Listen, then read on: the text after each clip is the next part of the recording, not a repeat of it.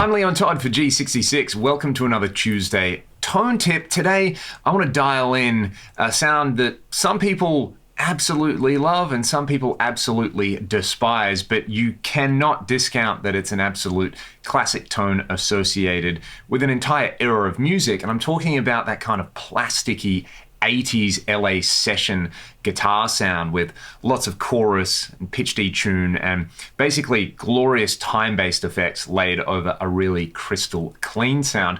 I did a video over on my YouTube channel on the weekend exploring this and kind of taking it to another couple of levels with the FM3, and over there, I got a lot of questions asking about whether it could be replicated on the FM3, and that's what we're going to do today. Hopefully along the way, you will pick up a couple of tips and tricks that you can incorporate into your own presets as well. And the first tip, or maybe the first little trick right off the bat, is if you want to get a really pristine, crystally sounding, clean sound, don't use a cabinet block. So what I've got at the moment is the Band Commander amp model at the stock settings. I've just turned the level up a little bit and I have hit it with a Studio FF compressor right here. You can see the ratio is right up and I've used a little bit of makeup gain, but this is going to give me just a clean, kind of direct to console kind of sound. There's basically no distortion and not a whole lot of amp character going on there. I just want it to sound as much like my guitar as possible, and this is what we get.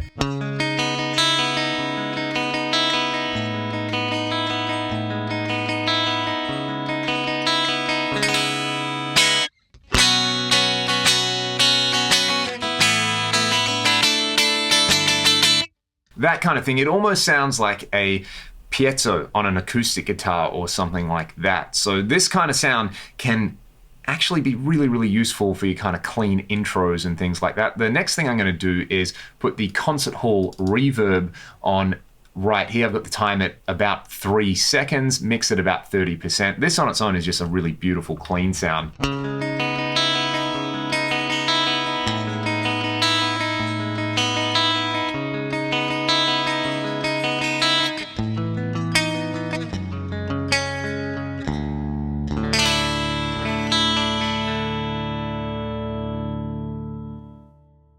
So that is more or less the core tone. You probably noticed some kind of like high-end chirps or something like that when I really attacked the strings in there, because we don't have a cabinet block, and essentially a guitar loudspeaker has quite a limited response range in terms of its frequency response. You know, most stuff above 4,000 or 5,000 hertz basically just get rolled off quite harshly. So we don't have that in this preset. And what you can do is you can use a multi-band compressor in its place to take out any of those kind of high-end chirps and kind of further squish and compress the sound.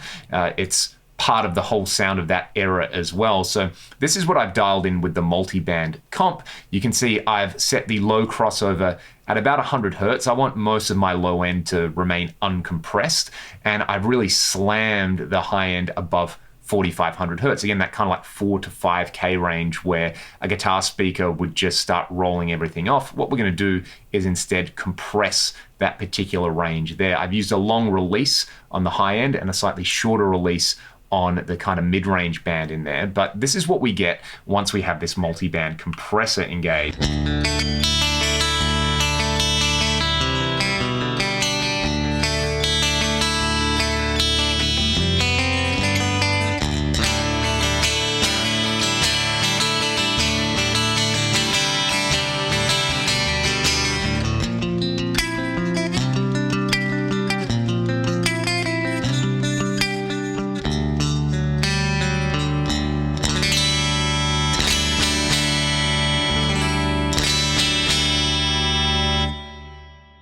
In many ways, this is kind of the opposite thing that a lot of people look for when they're going for a clean sound. We're using a compressor and a multi-band compressor to really reduce the dynamic range of the guitar sound. But what that does, especially in a mix and especially with clean sounds, is, you know, dynamic range may be desirable, but it's not always something you want in a mix. So this is taking the extreme approach there and really just kind of removing as much dynamic range, keeping everything as clean as possible. And then we're going to use time-based effects on top of this to really get the tone. So rather than get the tone from the amp or our playing style, it's coming from the character of the effects. And, you know, the 80s is synonymous with chorus. So let's use a chorus block straight after the multiband compressor there.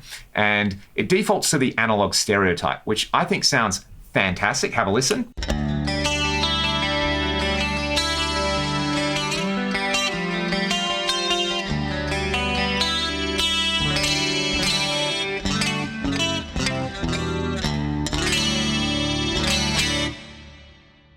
But the classic 80s chorus is the tri-chorus, the stereo tri-chorus. So if we just drop that in and I just kind of crank everything to like 1 or 2 o'clock, all the depths and the rate, somewhere in the like kind of 1.8 hertz sort of range. This is just with the tri-chorus now.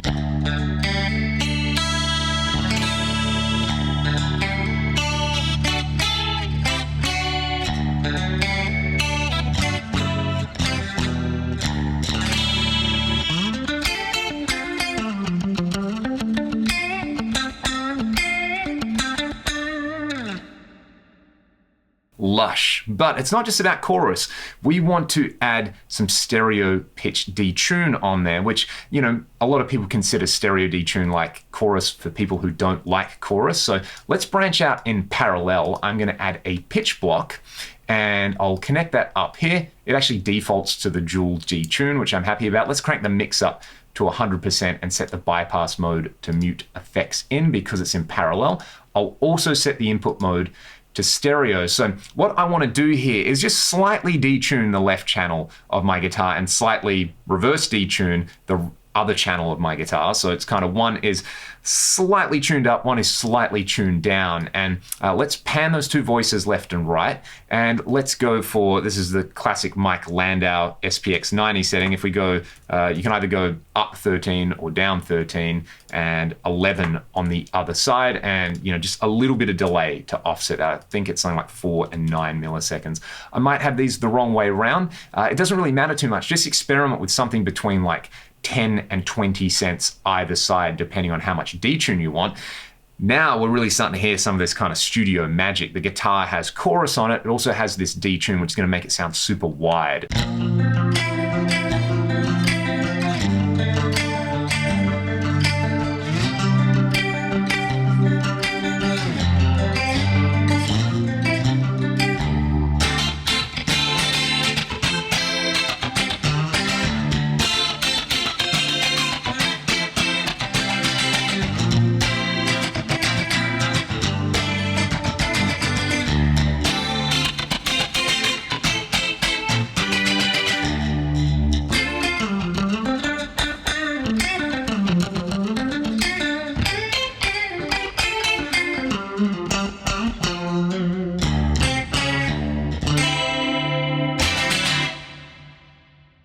It's a really addictive sound to play around with. The last piece of the puzzle is to add a stereo delay, again in parallel. So let's place it down here and we can use a delay block right here.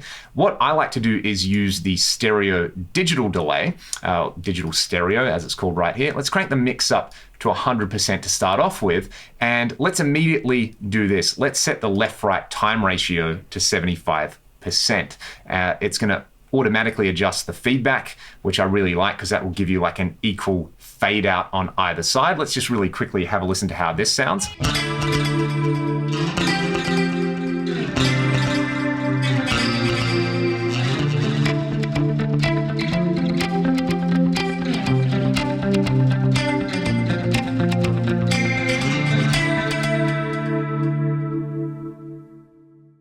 Okay, let's really dive into the delay block here because I like those delays to sound a little bit warmer, and of course that just means removing high end. So let's take the high cut down somewhere to around 4K, and I might increase the low cut as well, maybe to 100 hertz.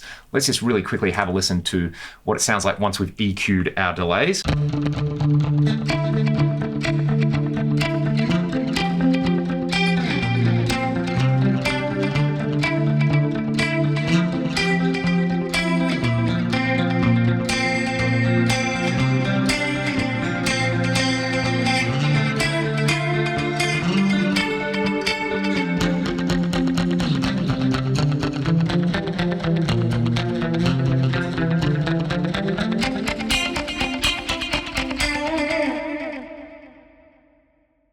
pretty happy with that. One last kind of trick we can use with the delays is to add a bit of modulation. So let's just basically turn up the depth on the modulation past about 60%. The phase is at 90. Let's have a listen to some modulated delays now.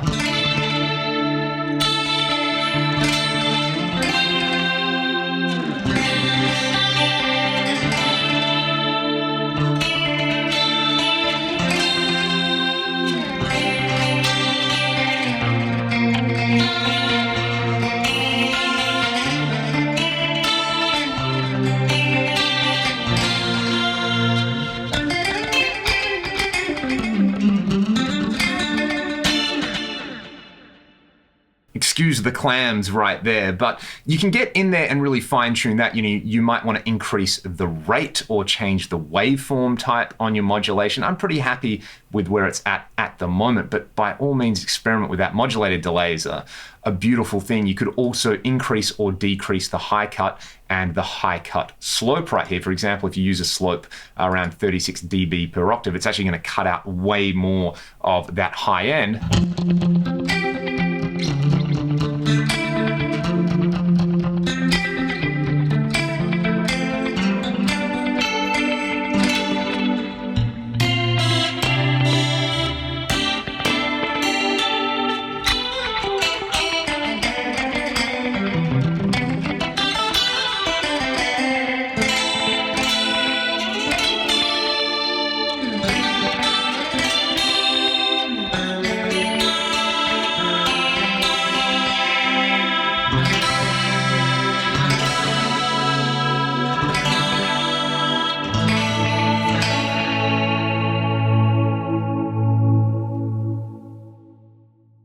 My approach with this kind of sound is that if it's worth doing, it's worth overdoing. But by all means, if you want to adjust the mix amounts on all of these effects, the way I would do it is basically either change the input gain or the level. For example, let's say we want a little less delay. Let's turn the input gain down to 50%, and let's do the same thing with the pitch detune. Let's turn that down to 50%, and we're going to have it's still going to be lush, it's just going to be a little more controlled and less in your face.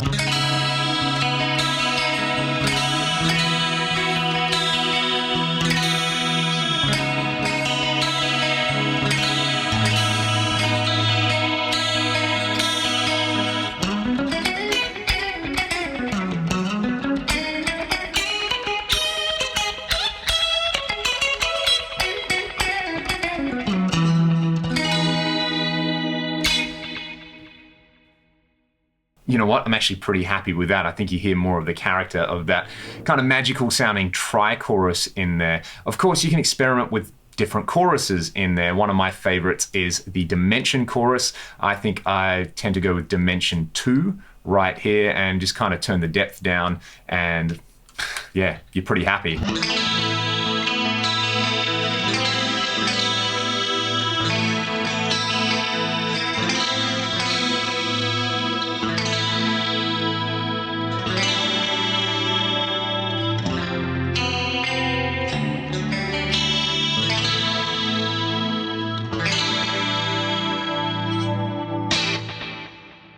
So yeah, the dimension sounds fantastic. Hopefully you can kind of take this approach, and if you really want to try to nail that LA session sound, you can use this as a template.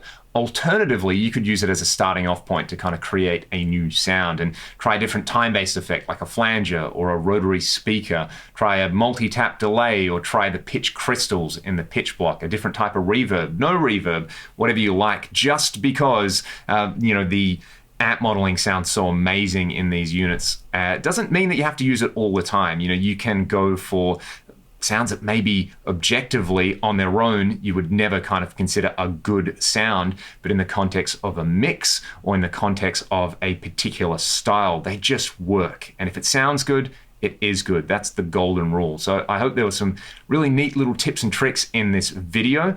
As always, thank you so much for tuning into this Tuesday Tone Tip. I'll see you all next time. Cheers.